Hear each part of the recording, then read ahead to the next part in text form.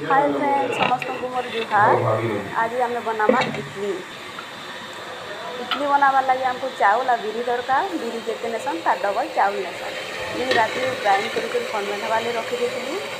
बर्तमान पैन गरम है से आम बैटर देदेमा सब छाणी मान को ढाक घोड़ेदेमा आ 5 मिनट वेट करमा ताहले कि भल कर सीझवा टी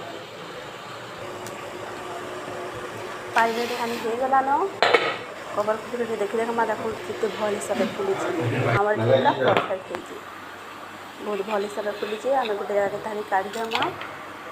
आपण मैंने जब मोर वीडियो देखुचे मैंने लाइक शेयर सब्सक्राइब कर लेंगे जेनटा कि नुआ वीडियो बनाले आपण पाखे जल्दी गला पहुँची जा।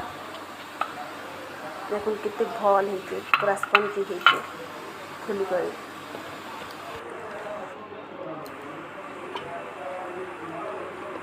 आम एथर सब करना खावा रेडी हो गलान। डालमा आगर बनी थी देखे नहीं पारे मुझे तार वीडियो अलग बनामी।